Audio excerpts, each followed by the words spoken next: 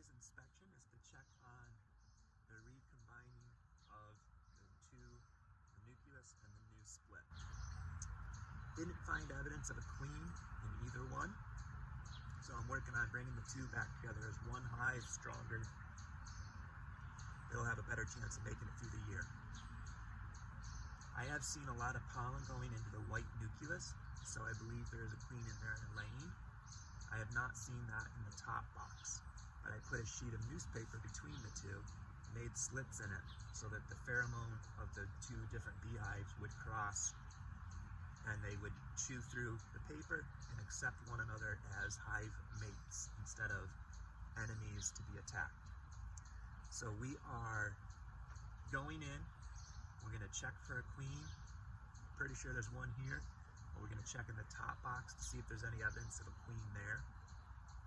See if we can locate the queen, see if we can move things into just one hive or what the situation is there. So let's get started.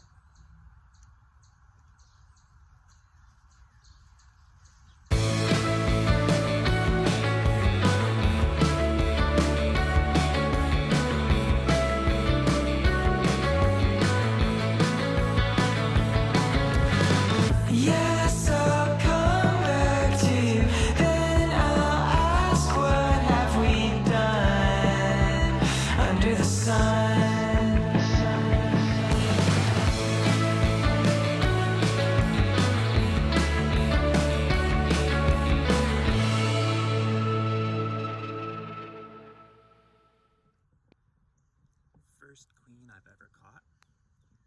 She's a beaut.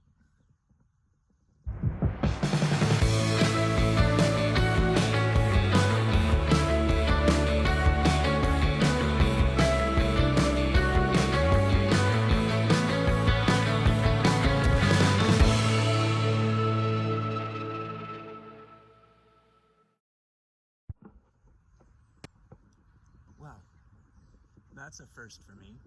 Caught my first queen, got her into a cage clip after picking her up by her wings and thorax, moved the cage clip and queen over on top of this box, which had been sitting on top of the nucleus hive for about a week.